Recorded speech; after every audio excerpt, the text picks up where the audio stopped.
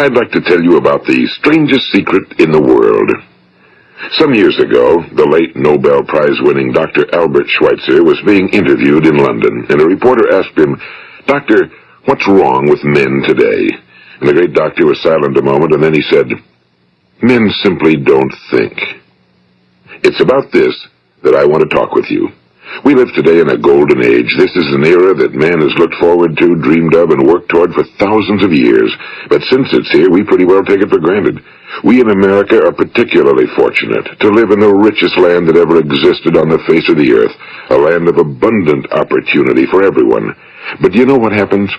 Well, let's take 100 men who start even at the age of 25. Do you have any idea what will happen to those men by the time they're 65? These 100 men who all start even at the age of 25 believe they're going to be successful. If you asked any one of these men if he wanted to be a success, he'd tell you he did. And you'd notice that he was eager toward life, that there was a certain sparkle to his eye, an erectness to his carriage, and life seemed like a pretty interesting adventure to him. But by the time they're 65, 1 will be rich. 4 will be financially independent. 5 will still be working. 54 will be broke. Now think a moment. Out of the 100, only 5 make the grade. Now why do so many fail? What has happened to the sparkle that was there when they were 25? What's become of the dreams, the hopes, the plans? And why is there such a large disparity between what these men intended to do and what they actually accomplished? When we say about 5% achieve success, we have to define success. And here's the best definition I've ever been able to find. Success is the progressive realization of a worthy ideal. If a man is working toward a predetermined goal and knows where he's going, that man is a success. If he's not doing that, he's a failure. Success is the progressive realization of a worthy ideal. Rollo May, the distinguished psychiatrist, wrote a wonderful book called Man's Search for Himself. And in this book he says, the opposite of courage in our society is not cowardice. It is conformity. And there you have the trouble today. It's conformity, people acting like everyone else without knowing why, without knowing where they're going. Now think of it. In America right now, there are over 18 million people 65 years of age and older. And most of them are broke. They're dependent on someone else for life's necessities. Now, we learn to read by the time we're 7. We learn to make a living by the time we're 25. Usually by that time, we're not only making a living, we're supporting a family. And yet, by the time we're 65, we haven't learned how to become financially independent in the richest land that has ever been known. Why? We conform. And the trouble is that we're acting like the wrong percentage group, the 95 who don't succeed. Now, why do these people conform? Well, they really don't know. These people believe that their lives are shaped by circumstances, by things that happen to them, by exterior forces. They're outer-directed people. A survey was made one time that covered a lot of men, working men, and these men were asked, "Why do you work? Why do you get up in the morning?" 19 out of 20 had no idea. If you ask them, they'll say, well, everyone goes to work in the morning, and that's the reason they do it, because everyone else is doing it. Now let's get back to our definition of success. Who succeeds? The only person who succeeds is the person who is progressively realizing a worthy ideal. He's the person who says, I'm going to become this, and then begins to work toward that goal. I'll tell you who the successful people are. A success is the school teacher who's teaching school because that's what he or she wants to do. The success is the woman who's wife and mother because she wanted to become a wife and mother and is doing a good job of it. The success is the man who runs the corner gas station because that was his dream. That's what he wanted to do. The success is the successful salesman who wants to become a top-notch salesman and grow and build with his organization. A success is anyone who is doing deliberately a predetermined job because that's what he decided to do deliberately. But only 1 out of 20 does that. That's why today there isn't really any competition unless we make it for ourselves. Instead of competing, all we have to do is create. You know, for 20 years, I looked for the key which would determine what would happen to a human being. Was there a key I wanted to know which would make the future a promise that we could foretell to a large extent? Was there a key that would guarantee a person's becoming successful if he only knew about it and knew how to use it? Well, there is such a key, and I've found it. Have you ever wondered hard and honestly without ever achieving anything in particular, and others don't seem to work hard and yet seem to get everything? They seem to have the magic touch. You've heard them say that about someone. Everything he touches turns to gold. And have you ever noticed that a man who becomes successful tends to continue to become successful? And on the other hand, have you noticed how a man who's a failure continue to fail? Well, it's because of goals. Some of us have goals, some don't. People with goals succeed because they know where they're going. It's that simple. Think of a ship leaving a harbor, and think of it with the complete voyage mapped out and planned. The captain and crew know exactly where it's going and how long it'll take. It has a definite goal. Now, 9,999 times out of 10,000, it will get to where it started out to get. Now, let's take another ship, just like the first, only let's not put a crew on it or a captain at the helm. Let's give it no aiming point, no goal, no destination. We just start the engines and let it go. I think you'll agree with me that if it gets out of the harbor at all, it will either sink or wind up on some deserted beach, a derelict. It can't go any place because it has no destination and no guidance, and it's the same with a human being. Take the salesman, for example. There's no other person in the world today with the future of a good salesman. Selling is the world's highest paid profession, if we're good at it and if we know where we're going. Every company needs top-notch salesmen, and they reward those men. The sky's the limit for them. But how many can you find? Someone once said the human race is fixed, not to prevent the strong from winning, but to prevent the weak from losing. The American economy today can be likened to a convoy in time of war. The entire economy is slowed down to protect its weakest link, just as the convoy had to go at the speed that would permit its slowest vessel to remain in formation. That's why it's so easy to make a living today. It takes no particular brains or talent to make a living and support a family today. So we have a plateau of so-called security, if that's what a person's looking for. But we do have to decide how high above this plateau we want to aim. Now let's get back to the strangest secret in the world, the story that I wanted to tell you today. Why do men with goals succeed in life and men without them fail? I'll tell you something which, if you really understand it, will alter your life immediately. If you understand completely what I'm going to tell you from this moment on, your life will never be the same again. You will suddenly find that good luck just seems to be attracted to you. The things you want just seem to fall in line, and from now on you won't have the problems, the worries, the gnawing lump of anxiety that perhaps you've experienced before. Doubt, fear, well, they'll be things of the past. Here's the key to success and the key to failure. We become what we think about. Now let me say that again. We become what we think about. Throughout all history, the great wise men and teachers, philosophers and prophets have disagreed with one another on many different things. It's only on this one point that they are in complete and unanimous agreement. Listen to what Marcus Aurelius, the great Roman emperor, said. A man's life is what his thoughts make of it. Disraeli said this. Everything comes if a man will only wait. I've brought myself by long meditation to the conviction that a human being with a settled purpose must accomplish it, and that nothing can resist a will that will stake even existence for its fulfillment. Ralph Waldo Emerson said this, a man is what he thinks about all day long.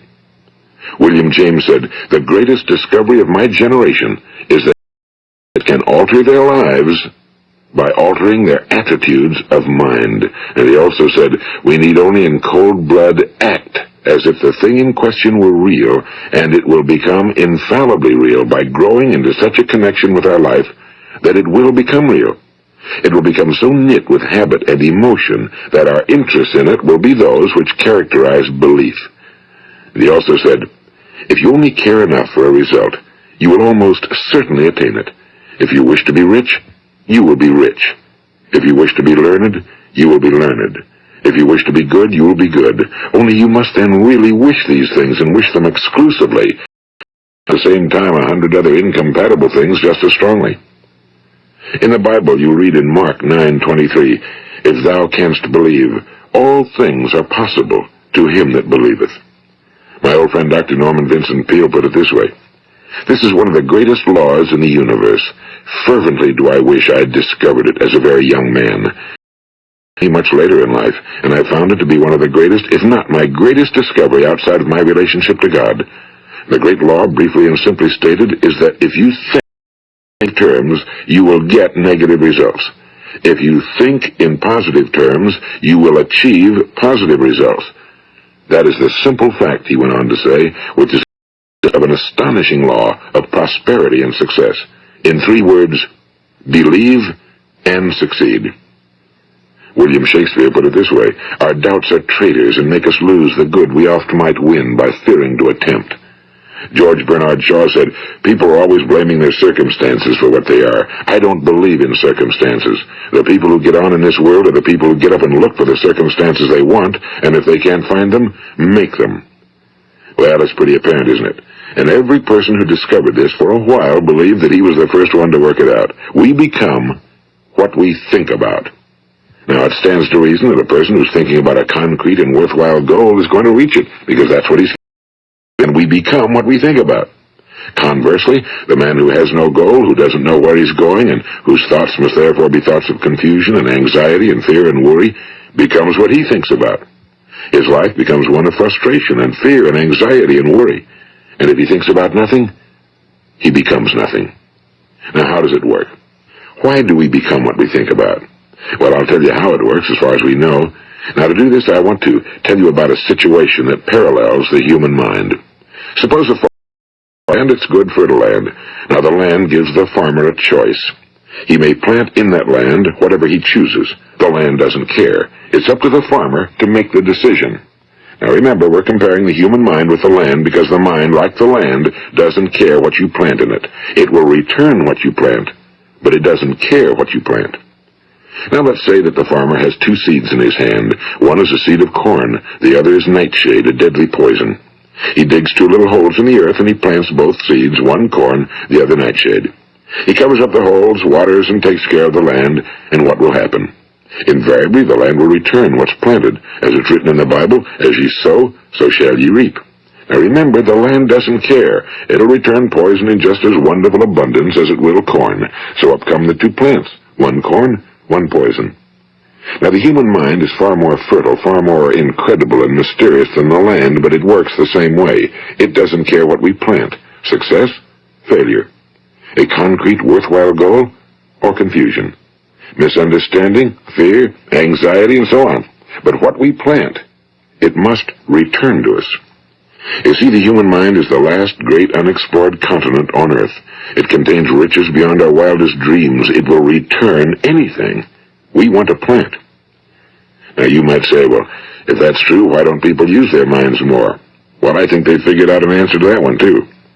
Our mind comes as standard equipment at birth. It's free, and things that are given to us for nothing we place little value on. Things that we pay money for, we value. The paradox is that exactly the reverse is true. Everything that's really worthwhile in life came to us free. Our minds, our souls, our bodies, our hopes, our dreams, our ambitions, our intelligence, our love of family and children and friends and country, all these priceless possessions are free. But the things that cost us money are actually very cheap and can be replaced at any time. A good man can be completely wiped out and make another fortune. He can do that several times. Even if our home burns down, we can rebuild it. But the things we got for nothing, we can never replace. The human mind isn't used because we take it for granted. Familiarity breeds contempt. It can do any kind of job we assign to it, but generally speaking, we use it for little jobs instead of big, important ones. Studies have proved that most of us are operating on about 10% or less of our abilities. So decide now, what is it you want? Plant your goal in your mind. It's the most important decision you'll ever make in your entire life. What is it you want? Do you want to be an outstanding salesman? A better worker at your particular job? Do you want to go places in your company? In your community? Do you want to get... All you've got to do is plant that seed in your mind. Care for it steadily toward your goal. It will become a reality. It not only will, there's no way that it cannot. You see, that's a law, like the laws of Sir Isaac Newton, the laws of gravity. If you get on top of a building and jump off, you'll always go down. You'll never go up, and it's the same with all the other laws of nature. They always work. They're inflexible. Think about your goal in a relaxed, positive way. Picture yourself in your mind's eye as having achieved this goal. See yourself doing the things you will be doing when you've reached your goal. Ours has been called the phenobarbital age, the age of ulcers and nervous breakdowns and tranquilizers, at a time when medical research has raised us to a new plateau of health and longevity. Far too many of us worry ourselves into an early grave, trying to do things in our own little personal ways. without learning a few great laws that will take care of everything for us. These things we bring on ourselves through our habitual way of thinking. Every one of us is the sum total of his own thoughts. He is where he is because that's exactly where he really wants to be, whether he'll admit that or not. Each of us must live off the fruit of his thoughts in the future, because what you think today and tomorrow, next month and next year, will mold your life and determine your future. You're guided by your mind. I remember one time I was driving through eastern Arizona, and I saw one of those giant earth machines roaring along the road at about 35 miles an hour with what looked like 30 tons of dirt in it. A tremendous, incredible machine, and there was a little man perched way up on top with the wheel in his hands guiding it. And as I drove along, I was struck by the similarity of that machine to the human mind. Just suppose you're sitting at the controls of such a vast source of energy. Are you going to sit back and fold your arms and let it run itself into a ditch? Or are you going to keep both hands firmly on the wheel and control and direct this power to a specific, worthwhile purpose? It's up to you. You're in the driver's seat. You see, the very law that gives us success is a two-edged sword. We must control our thinking. The same rule that can lead a man to a life of success, wealth, happiness, and all the things he ever dreamed of for himself and his family. That very same law can lead him into the gutter. It's all in how he uses it, for good. This is the strangest secret in the world. Now, why do I say it's strange, and why do I call it a secret? Actually, it isn't a secret. It was first promulgated by some of the earliest wise men, and it appears again and again throughout the Bible, but very few people have learned it, understand it. That's why it's strange, and why for some equally strange reason it virtually remains a secret. I believe that you could go out and walk down the main street of your town and ask one man after another what the secret of success is, and you probably wouldn't run into one man in a month who could tell you. Now, this information is enormously valuable to us if we really understand it and apply it. It's valuable to us not only for our own lives, but the lives of those around us, our families, employees, associates, and friends. Life should be an exciting adventure. It should never be a bore. A man should live fully, be alive. He should be glad to get out of bed in the morning. He should be doing a job he likes to do because he does it well. One time I heard Grove Patterson, the great late editor-in-chief of the Toledo Daily Blade, make a speech, and as he concluded his speech, he said something I've never forgotten. He said, "My years in the newspaper business have convinced me of several things. Among them, that people are basically good, and that we came from someplace, and we're going someplace. So we should make our time here an exciting adventure. The architect of the universe didn't build a stairway leading nowhere." And the greatest teacher of all, the carpenter from the plains of Galilee, gave us the secret time and time again. As ye believe, so shall it be done unto you. I've explained the strangest secret in the world and how it works. Now, on this side, I want to explain how you can prove to yourself the enormous returns possible in your own life by putting this secret to a practical test. I want you to make a test that will last 30 days. It isn't going to be easy, but if you'll give it a good try, it will completely change your life for the better. Now, back in the 17th century, Sir Isaac Newton, the English mathematician and natural philosopher, gave us some natural laws of physics which apply as much to human beings as they do to the movement of bodies in the universe. And one of these laws is that for every action, there is an equal and opposite reaction. Simply stated, as it applies to you and me, it means we can achieve nothing without paying the price. The results of your 30-day experiment will be in direct proportion to the effort you put forth. To be a doctor, you must pay the price of long years of difficult study. To be successful in selling, and remember that each of us succeeds to the extent of his ability to sell. Selling our families on our ideas, selling education in schools, selling our children on the advantages of living the good and honest life, selling our associates and employees on the importance of being exceptional people. To, of course, the profession of selling itself. But to be successful in selling our way to the good life, we must be willing to pay the price. Now, what is that price? Well, it's many things. First, it's understanding emotionally, as well as intellectually, that we literally become what we think about, that we must control our thoughts if we're to control our lives. It's understanding fully that as ye sow, so shall ye reap. Second, it's cutting away all fetters from the mind and permitting it to soar as it was divinely designed to do. It's the realization that your limitations are self-imposed and that the opportunities for you today are enormous beyond belief. It's rising above narrow-minded pettiness and prejudice.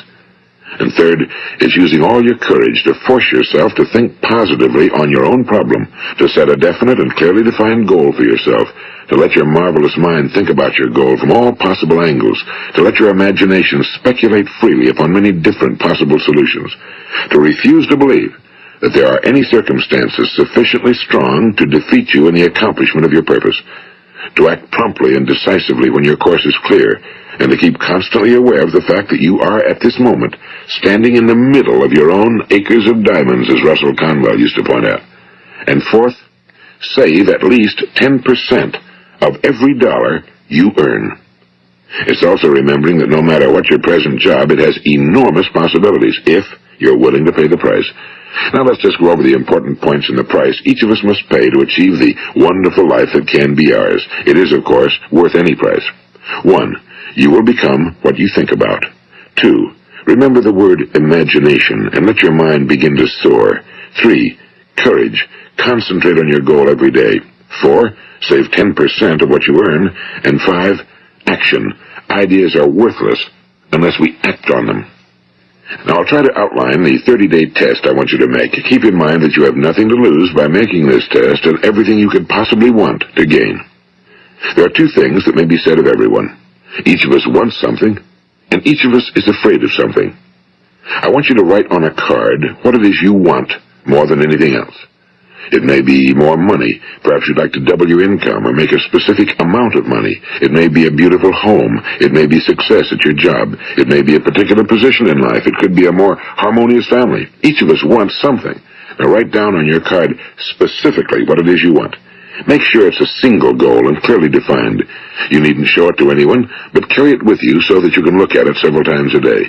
Think about it in a cheerful, relaxed, positive way each morning when you get up, and immediately you have something to work for, something to get out of bed for, something to live for. Look at it every chance you get during the day and just before going to bed at night. And as you look at it, remember that you must become what you think about, and since you're thinking about your goal, you realize that soon it will be yours. In fact, it's yours really the moment you write it down and begin to think about it. Look at the abundance all around you as you go about your daily business. You have as much right to this abundance as any other living creature. It's yours for the asking. Now we come to the difficult part. Difficult because it means the formation of what is probably a brand new habit, and new habits are not easily formed. Once formed, however, it will follow you for the rest of your life. Stop thinking about what it is you fear. Each time a fearful or negative thought comes into your consciousness, replace it with a mental picture of your positive and worthwhile goal. And there will come times when you'll feel like giving up. It's easier for a human being to think negatively than positively. That's why only 5% are successful. You must begin now to place yourself in that group. For 30 days, you must take control of your mind. It will think about only what you permit it to think about. Each day for this 30-day test, do more than you have to do. In addition to maintaining a cheerful, positive outlook, give of yourself more than you've ever done before. Do this knowing that your returns in life must be in direct proportion to what you give. The moment you decide on a goal to work toward, you're immediately a successful person. You are then in that rare and successful category of people who know where they're going. Out of every 100 people, you belong to the top 5. Don't concern yourself too much with how you're going to achieve your goal. Leave that completely to a power greater than yourself. All you have to do is know where you're going. The answers will come to you of their own accord and at the right time. Remember these words from the Sermon on the Mount, and remember them well. Keep them constantly before you this month of your test. Ask, and it shall be given you. Seek, and ye shall find. Knock, and it shall be opened unto you. For every one that asketh receiveth, and he that seeketh findeth, and to him that knocketh it shall be opened. It's as marvelous and as simple as that.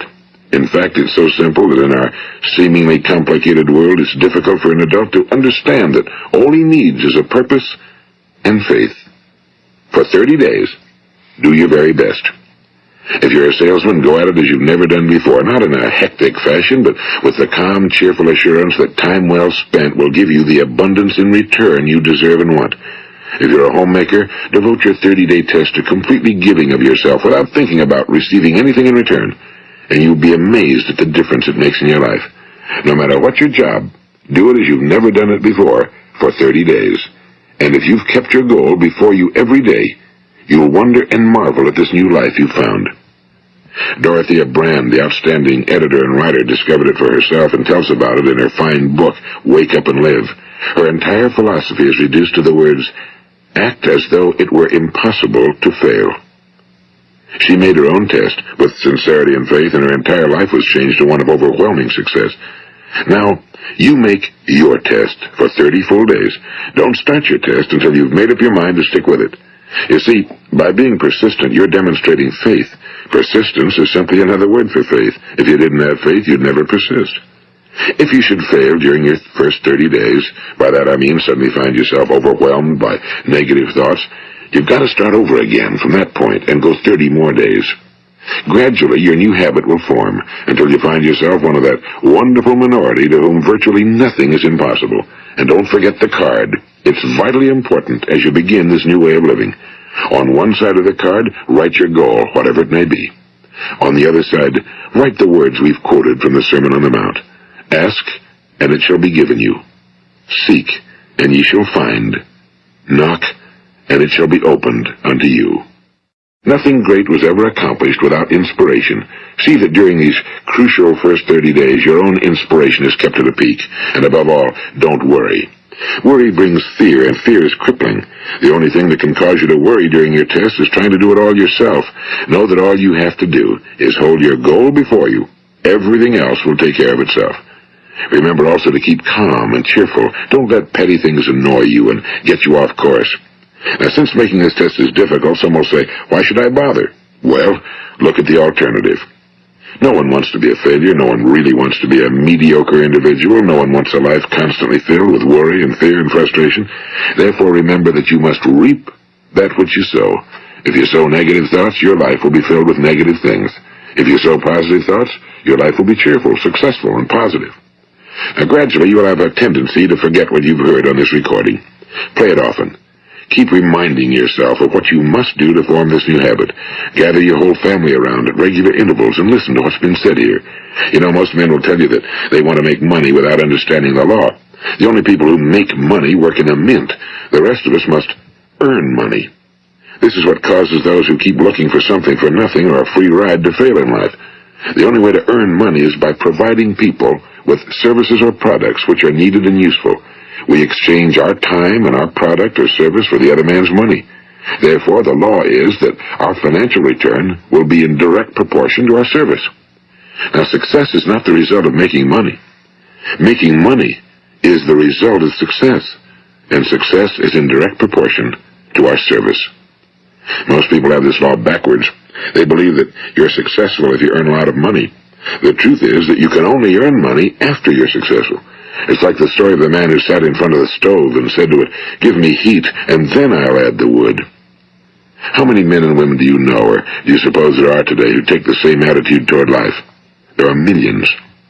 We've got to put the fuel in before we can expect heat. Likewise, we've got to be of service first before we can expect money. Don't concern yourself with the money. Be of service, build, work, dream, create. Do this and you'll find there's no limit to the prosperity and abundance that will come to you. Prosperity, you know, is founded upon a law of mutual exchange. Any person who contributes to prosperity must prosper in turn himself. Sometimes the return will not come from those you serve, but it must come to you from someplace, because that's the law. For every action, there is an equal and opposite reaction. Through your 30-day test period, remember that your success will always be measured by the quality and quantity of service you render, and money is a yardstick for measuring this service. No man can get rich himself unless he enriches others. Now, there are no exceptions to a law. You can drive down any street in America and from your car estimate the service that's being rendered by the people living on that street. Had you ever thought of this yardstick before? It's interesting. Some, like ministers and priests and other devoted people, measure their returns in the realm of the spiritual, but again, their returns are equal to their service. Once this law is fully understood, any thinking person can tell his own fortune. If he wants more, he must be of more service to those from whom he receives his return. If he wants less, he has only to reduce his service. This is the price you must pay for what you want. If you believe you can enrich yourself by deluding others, You can end only by deluding yourself. It may take some time, but just as surely as you breathe, you'll get back what you put out. Don't ever make the mistake of thinking you can avert this. It's impossible. The prisons and the streets where the lonely walk are filled with people who tried to make new laws just for themselves. We may avoid the laws of man for a while, but there are greater laws that cannot be broken. An outstanding medical doctor recently pointed out 6 steps that will help you realize success. 1. Set yourself a definite goal. 2. Quit running yourself down. 3. Stop thinking of all the reasons why you cannot be successful and instead think of all the reasons why you can. 4. Trace your attitudes back through your childhood and try to discover where you first got the idea you couldn't be successful, if that's the way you've been thinking.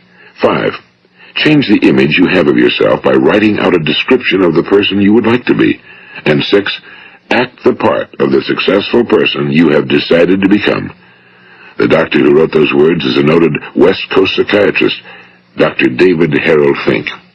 Do what the experts since the dawn of recorded history have told you must do. Pay the price by becoming the person you want to become. It's not nearly as difficult as living unsuccessfully.